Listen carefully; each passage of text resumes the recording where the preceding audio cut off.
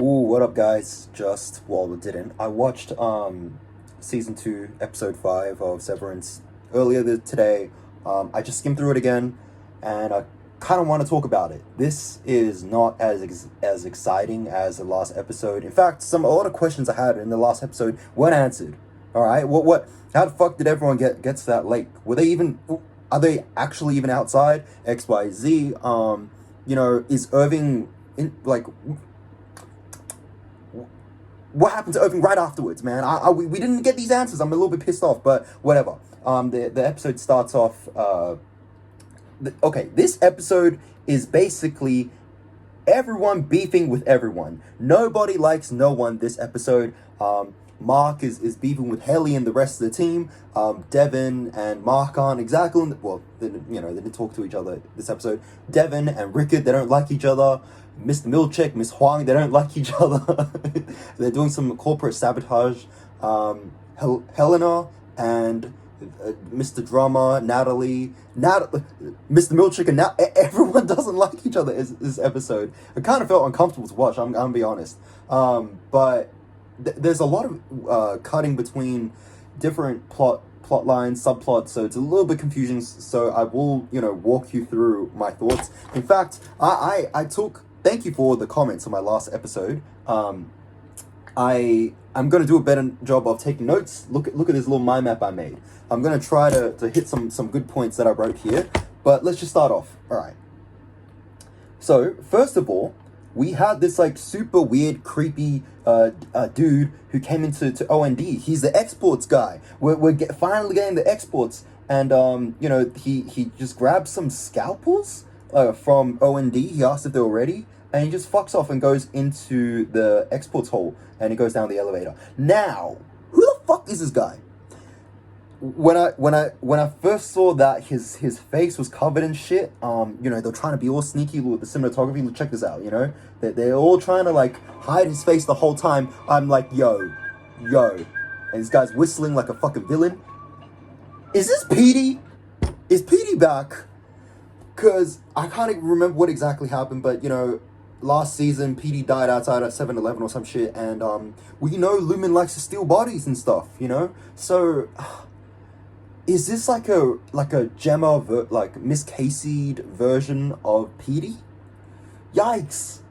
I don't know. Hopefully Dylan, we'll get to that. Hopefully Dylan and them will meet up and do something, but super creepy. And the fact that he's getting scalpels.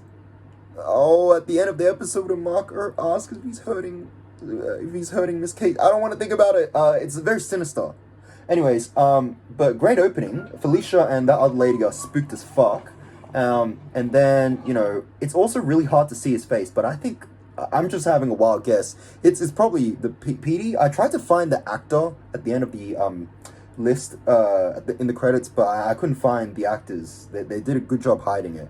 But then we had our opening, and then Mark, I guess they're not discussing what happened on the retreat. Mark is just out. He's on Monday again. Devon is asking how burning his retinas are going. So Devon doesn't know that Mark is going through this process of reintegration. I don't know how she feels about that. And Dr. Reghabi is just living in Mark's basement now. Dude, I think he's sick. I don't know what Mark is sick with, but I think, they have a bit of banter, not exactly the most friendly, but Mark asks if he's like a drug, bro. He's like, when's my next session? Reintegration session. So I guess reintegration this episode, it's not like a one-time deal. You gotta keep having sessions to merge your brainwaves together or some crap of your innie and outie. So yeah, it's there's sessions to this, which I found interesting. But yeah, I think Dr. Reghabi is trying to keep it chill, but Mark is like, yo, I want to go again. I want to see my wife. And from what he said, from what I could remember, all he could remember, I assume, is from what happened last episode, where when he glitched out while fucking Helena, he might have remembered that section. I don't know, that's weird then, because why isn't he freaked out that he's fucking another woman? I don't understand. I'm not sure what he actually remembered here. It's a little bit vague. But, yeah, anyway, so he has to go to work. And, okay, so now Helena gets to Lumen. And, you know, hella awkward. She almost died. Twice now, working at Lumen. So, okay. She and her dad, whatever Egan he is, I don't think they're on good terms. I guess she hasn't told her dad what has happened. And Natalie and MrDrummer, they don't want to tell her dad either.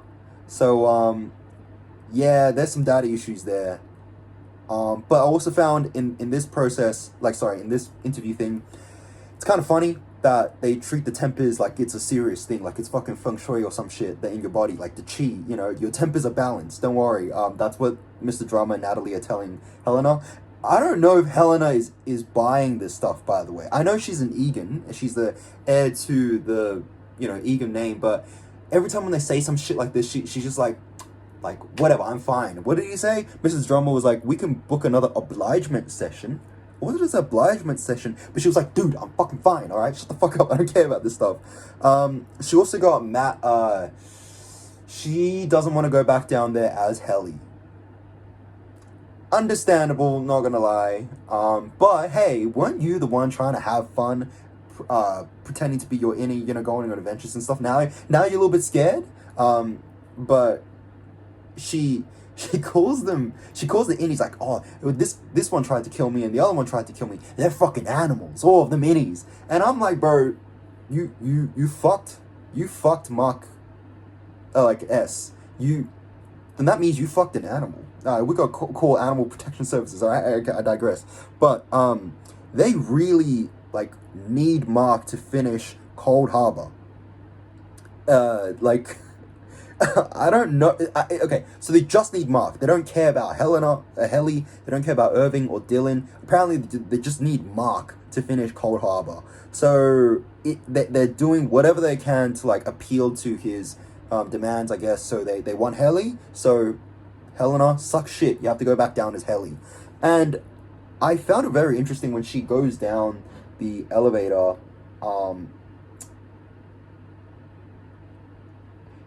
She's a little bit scared, and when she puts on that lanyard, it does feel like she's putting on a noose, which, hey, I don't know, man. Yeah, I found it very interesting. So Hellie's back. Let's go, Hellie's back. Yeah, she's a little bit spooked, and Miss Huang is here to greet her, and Hellie has no idea what the fuck is going on. So the whole team, well, whatever, except for Irving, they go in and they see Mr. Milchick, and they're demanding answers. Dylan, Mark, no one is buying this bullshit anymore. They all just don't want to,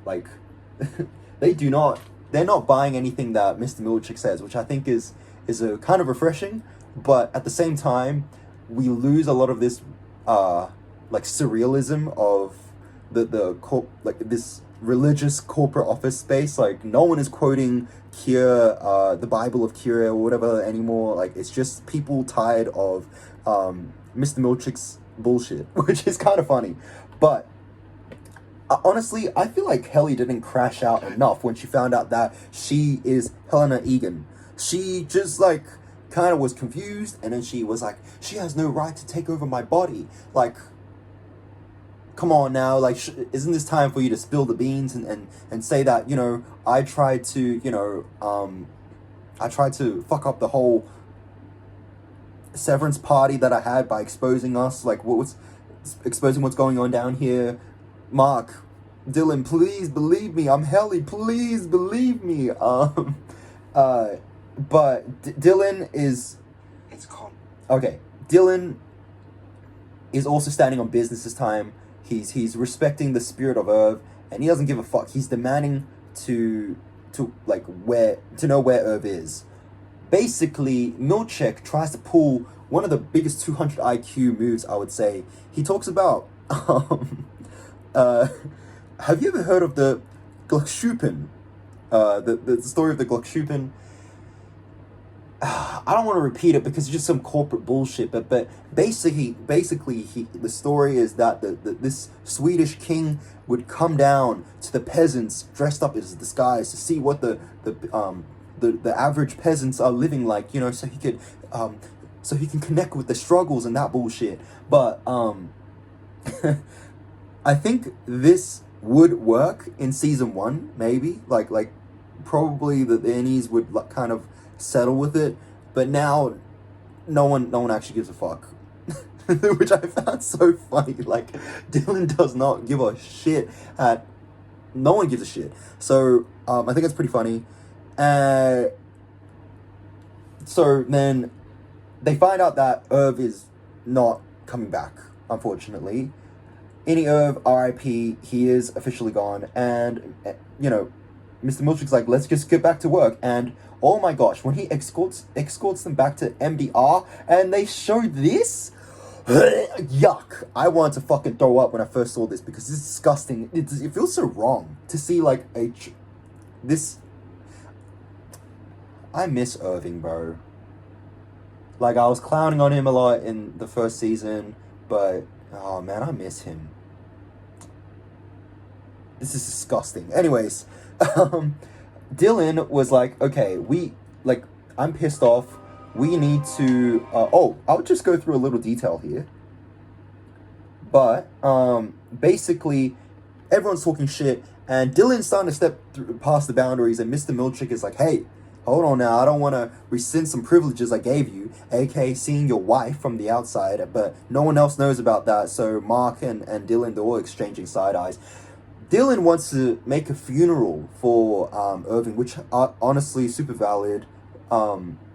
Hellie's in on it, but Mark, for some reason, is acting all up weird. Now, I don't know if Mark is, like, experiencing, like, any Mark is experiencing the effects of reintegration. Like, at first when I saw him acting all, like, pissy and coughing and stuff like that, I was like, yo, that's outside Mark. Outside Mark is in here right now. But I don't think that's the case, because I think any Mark now is just depressed. He fucked the wrong bit. he fucked the wrong Hellie. Irv is dead because, in some way, because of him. He didn't listen to Irv either. And I guess he's just mad that Helena was just spying on them the whole time. So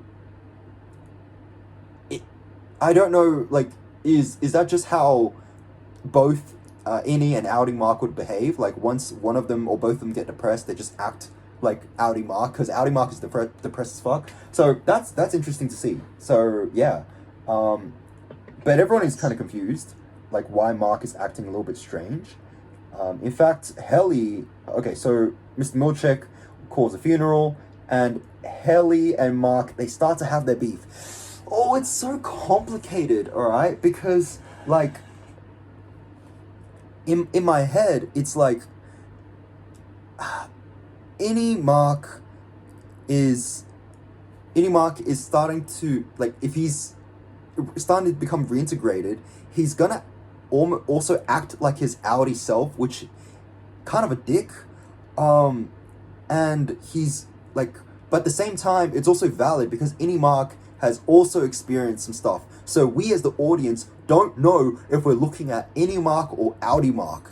And at the same time, Helena, like, Innie Mark doesn't know that Helena, like, whether it's Helena or Hellie, because he's dumb. He couldn't tell the differences, like me, like us. We figured out who was Helena. But yeah, Innie Mark couldn't figure it out, so he's also pissed about that. So he's just generally in a pissy mood. We've never seen this from Innie Mark before. He's meant to be all happy and shit, but now we have sad Innie Mark, which I find interesting. I guess, you know, a part of me feels like this is part of reintegration. Like, you both of your personalities would start to merge. Anyways, but so basically they, you know, oh my gosh, now it's beef between Milchick and Miss Huang. So Miss Huang hears about the funeral, and she Chief Fool says, like, yo, I don't think you should be giving these innies a funeral because it makes them think that they're people. At first, I felt like this was projection on Miss Huang's part, like, because she doesn't get to go outside. Is she just mad, a little bit jealous that she isn't a full human, so she has to, like, I don't know, bring down her co-workers and stuff like that. But then she also, like, drops the bomb that, hey, your performance review is today, Mr. Milchick, which, bro, that's fucked. Imagine having your performance review on the Monday after the weekend was a fucking disaster. Mr. Milchick is he's keeping composed, because I would start flipping out. Anyways, so they prepare the funeral for Irving B. Dylan comes up with an eulogy. Oh, yeah, they mourn for 9 seconds of silence for Innie Irving. Alright, wow, amazing. Okay, Dylan here. Dude, the acting in this show is so fucking good, because, like, Dylan is reading all this shit, and there's something up with this actor's face where, like, his like, eyebrows are twitching, like he's about to cry, but he doesn't want to cry. Dylan does his usual Dylan shtick about, you know, oh, I hated Irving when I first worked with him. He was a dickhead, but now I actually miss him so much, you know. And then some really cute anecdote of some one time where Irving put some toner in the water or something like that. And yeah, it was quite nice. But so yeah, they just chill, and for some reason they get this refreshment of a face of Irving B carved into a watermelon. That's their celebration, I guess. Whoever carved this is a fucking artist, and I think it's Milchick, because Milchick said he was preparing the refreshments, which I thought was really funny. Yeah. So that's a bit weird. Also, Miss Huang was so ready to play her little musical instrument, except Milchick calls her out. And I just think it's really interesting, Miss Huang and Milchick beefing with each other, because Miss Huang is simultaneously a child and, like, one of the scariest corporate ladies I've ever seen. Like, on the one hand, she just wants to be a little kid and play her little fucking telekinesis instrument to the people because she practiced, but the other time she would just shut down Milchick. I don't know what's up with Miss Huang. Like, is she a lab test? I think, in my head, she's like a lab test from the ground below. But I don't know what her goal is. Like, is she trying to, like, replace Milchick or something? I don't know. I don't know. So many questions. And, okay. So, they're arguing and shit like that. Basically, Mark just wants to get back to work. And Dylan and Hellie, they just want to, like, chat it up and catch up. Mark wants none of that shit. And so Dylan is like, yo, I'm just going to pull the gun. I'm just going to spill the beans that Miss Casey is Mark's wife. And then obviously Hellie flips the fuck out. And so, you know, she tries to, like, get Mark to go, you know, work on this as a team to figure this shit out. But Mark is like, yo, you've been spying on me for the last four episodes. I can't trust you. I'm going to crash out. Mark is having, like, the whole crash. This is Mark crashing out episode, okay? Just, yeah. Which I get. But it's unfair because he's putting all this blame onto Hellie when it's Helena that fucked this whole shit up for him. But he just thinks that, like, in his head, he's coping by thinking that Hellie and Helena shared the same traits because he couldn't tell them apart, so they're the same person, and he just doesn't want to fuck with Helena anymore. Anyways, yeah, super interesting, because this whole time, Innie Mark again is acting like Outtie Mark, which is, yeah, never thought I'd see this. And so they have a little argument. Helena's like, you just have to trust me, which I think this just might be the end of it. Maybe Mark will start trusting Hellie. But, okay, so Mr. Milchick's performance report. So Mr. Milchick also is dressed... Okay. He's dressed kind of like, if you look at him, he's dressed like the painting that he got as a gift of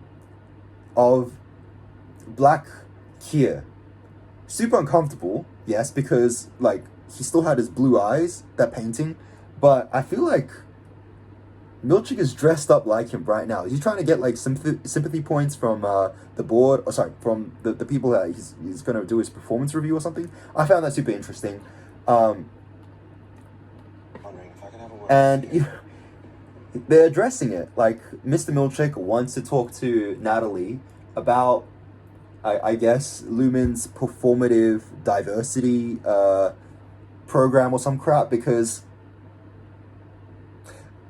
Okay, I don't want to say it was funny, but, like, if I received a gift from, let's just say I worked at McDonald's, or KFC, right? Let's just say I worked at KFC, and then someone gave me an Asian version of Colonel Sanders. I won't know what to fucking do with that either. Like, thanks, whatever, I'm throwing it away, whatever. But I guess what Milchick wants from Natalie is, like, probably just acknowledgement of how fucking weird this situation is. But Natalie, it's like, dude, I don't know what's up with her. Like, is she okay?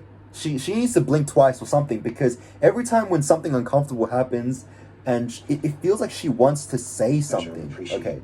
Oh, hold on. Dude, it's like she wants to cry. She wants to, like, spill the beans as well, but she just can't, which... Is she severed? Like, what's up with her? If she says that she doesn't like this weird performative diversity, which big old corporations do, is her head gonna fucking explode? Are they gonna, like, kill her or something like that? I don't know. This girl gotta do something to let us audience know that it's not okay. But so that's good to hear. Like, interesting. She shrugs it off by saying that, you know, MrDrummer, the guy who's going to do a performance review, is waiting. So they fuck off. But, oh my gosh. This part, Dylan is, like, reminiscing about, like, Irving and how, unfortunately, he let him down because he didn't listen to him. But, here we go. The fucking hang in there poster. You guys were telling me last episode that this would be a thing, and at first I was like, you guys are so smart, but ain't no way that's gonna pay off. You guys are geniuses. Congratulations to everyone who told me, because I was flipping my shit off when I first saw this, and no way.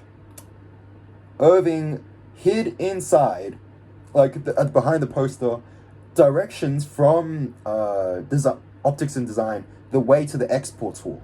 So Dylan, if he pulls his shit together, he's going to be the one that gets to the export hall and figure out what the fuck is going on. I am excited because at the same time, does that, you know, Mr. Milchick would just take away privileges to see his Outtie's wife and family. Oh, the tension is so interesting. But yes, I'm not sure what Dylan meant by, like, so yeah, by putting the message behind the poster, back behind the poster, is he going to return to it? Or is that him saying, like, nah, fuck this shit, I don't want to do it? Up to interpretation. I'm leaning on, like, the fact that he's going to just go back and find it. But the performance reviews of Milchick, we're back now. One of the most uncomfortable shit that I've watched, because it's so uncomfortable to the point where, like, I'm rooting for Milchick. I can't believe I'm rooting for Milchick this episode in some ways, because... like, dude, Milchick is just being dealt bad hands, bro. Like, he's getting complaints of all this sort of bullshit. He uses too many, like, his words are too long. He puts on paper clips the wrong way or something. Like, who gives a fuck? But obviously, the Ortbo and reorganizing Mark's team and the OCT incident is disaster after disaster after disaster. So, like, Milchick got to get his shit together.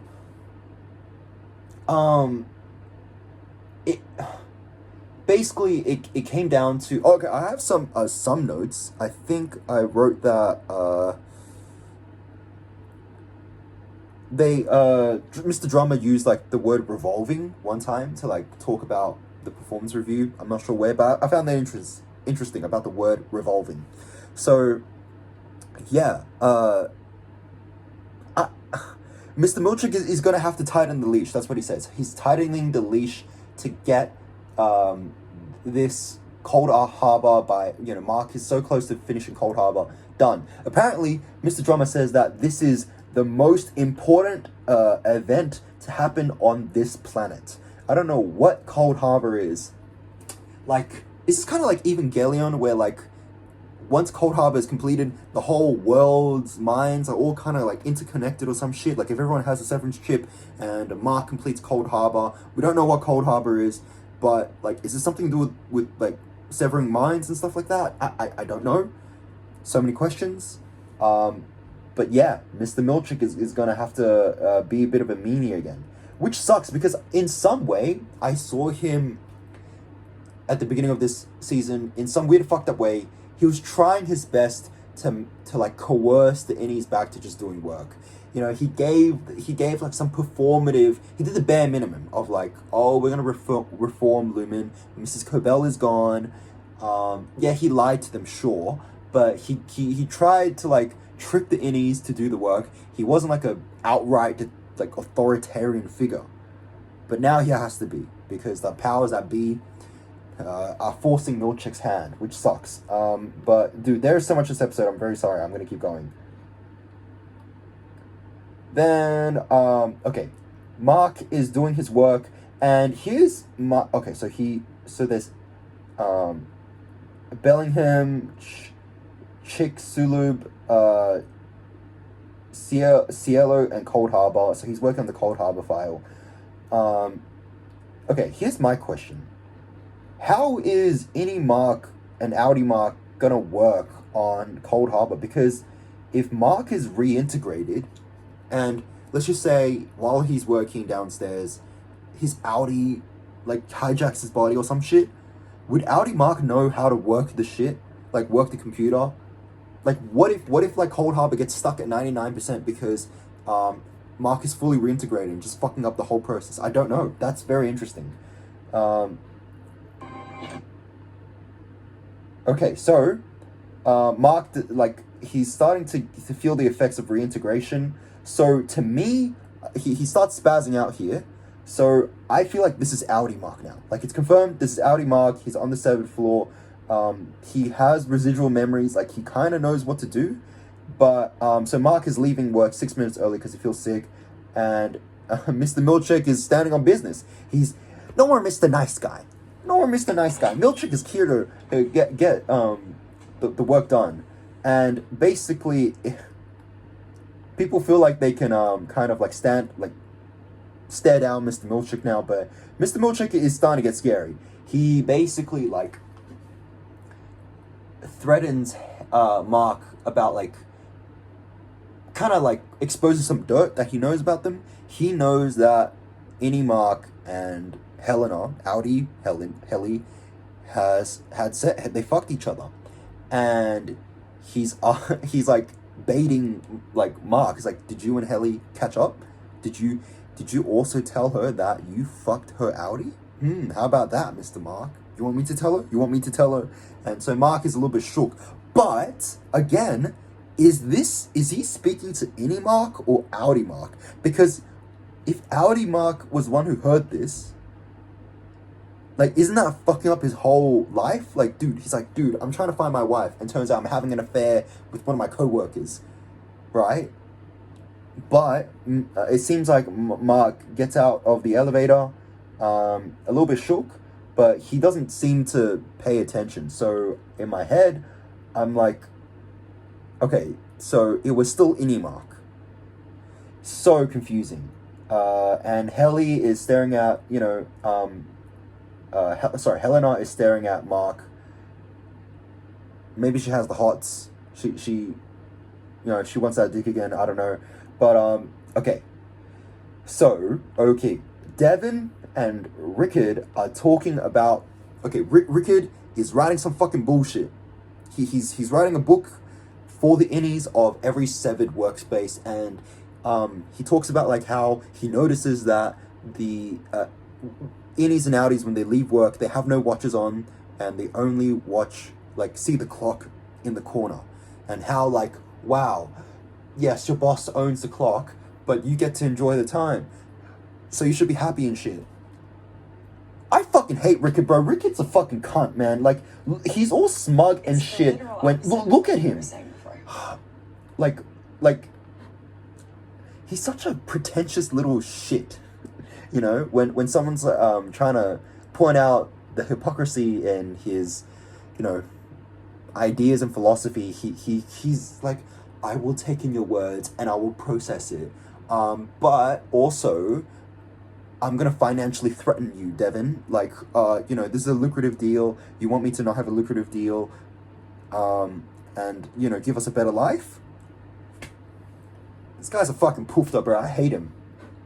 I was defending Rickard by saying that he's not evil, he's just a little dum-dum, but I think there's some malice in his heart, like hidden malice, that he's some ego that, like, is fucking him up, because he's talking about, like, I see how you... Man, shut the fuck up, bro. Anyways, so, fuck this cunt. Devon is not having none of this stuff, and she just goes to bed, and obviously, like, Rickard, he's seeing the dollar signs. The dollar signs are corrupting his brain. He does make some good points, though. Like, what if he's trying to Trojan horse this, you know, as the title of this episode, Trojan horse his way into the innies' minds? Like, he can, you know, if he just follows Lumen's rulebook or whatever, get some ideas in there, and maybe something, like, naturally would happen in the innies' psyche, and they start to think about revolutionary ideas or something, like emerging properties or whatever. I'm not sure, but that's like the only good point I had with Rickard. But otherwise, he's fucking dick. I hate the way he you know, moves. But Irving is Outtie Irving. We're so back, baby. He's a bit mad that he got fired, so he's throwing away all the paintings, and he's going to that the phone booth to tell to tell whoever's on the phone that his innie got fired. Who's he talking to? Because I don't think he's talking to Dr. Reghabi. Because Dr. Reghabi is just living in Mark's basement. I don't know if I said that in the beginning, but so I don't think she can run her operations in some sort of way. Is he speaking to, like, people?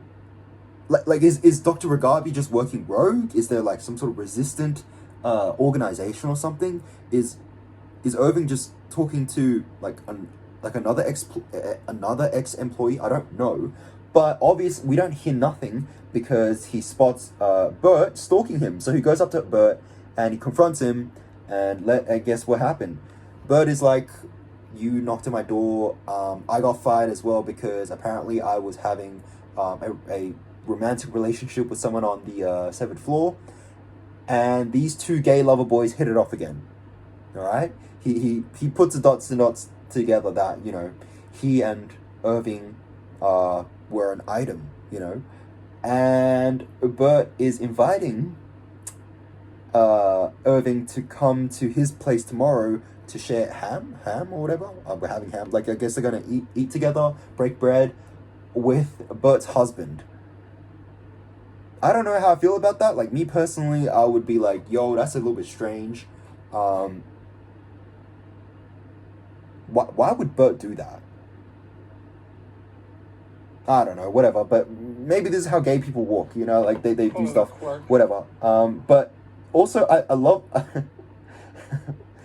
Christopher Walken is like, you want to ride home? I know where you live. Anyways, haha, joking. Let's see you tomorrow. But they never discussed a day, like a time, and date and time. But I guess they'll figure it out. Which, hey, listen. Burt and Irving are together again. We are so back, baby. We're so back. I feel like this is the only couple that didn't have beef this episode. So I'm very happy. So, all right, let's have a look here. They talk. This is dark as shit, by the way. And Irving B, is just walking off back to his place. Dr. Reghabi is trying her best to, I guess, spice up the reintegration sessions by, like, finding Mark's, like, items that connect Mark and Gemma together, And okay, she points out that the ashes that Mark has of Gemma are probably not Gemma.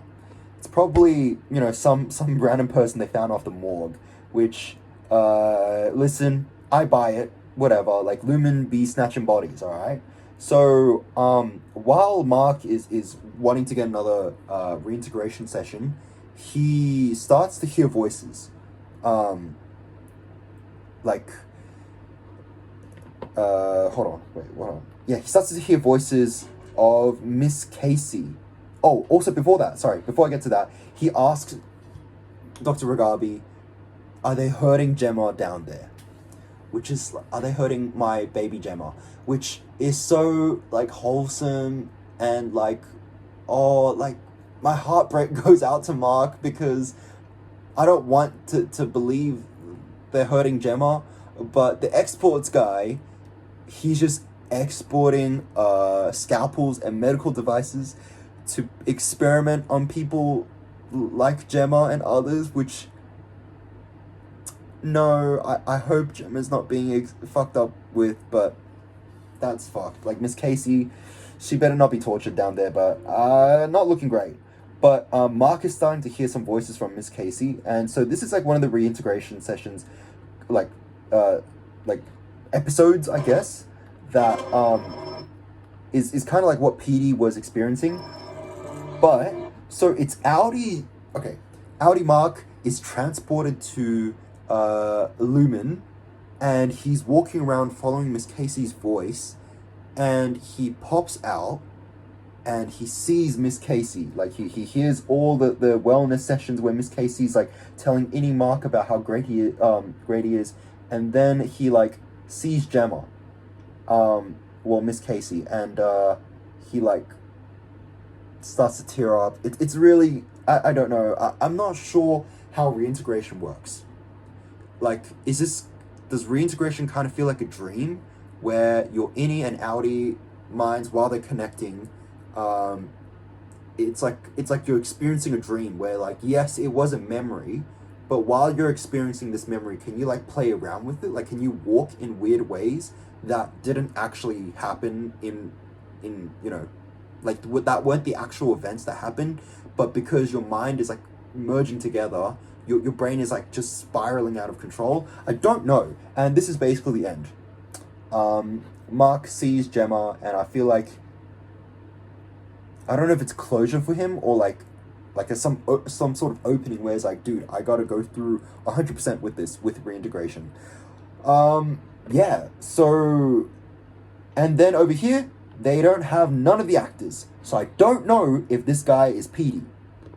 Ben Stiller is a clever cunt, okay? Okay, a couple of questions and some observations.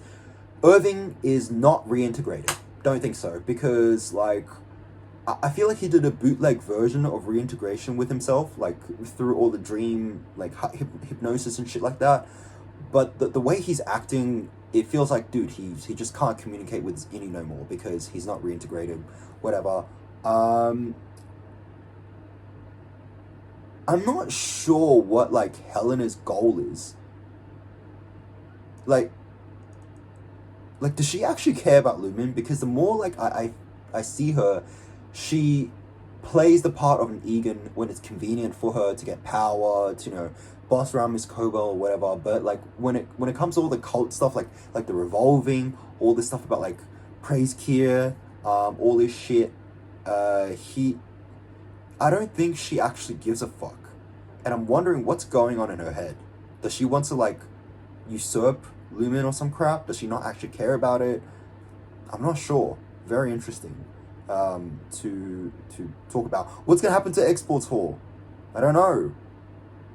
I guess the Exports Hall is kind of like some testing ground. Oh, I don't know, bro. And if it is PD, why PD?